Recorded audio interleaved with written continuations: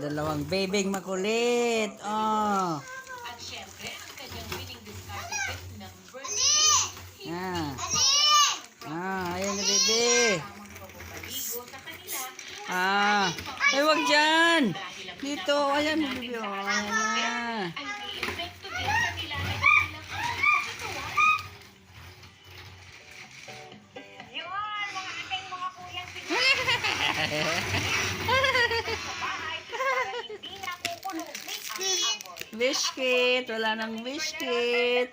Biscuit. Ubos na.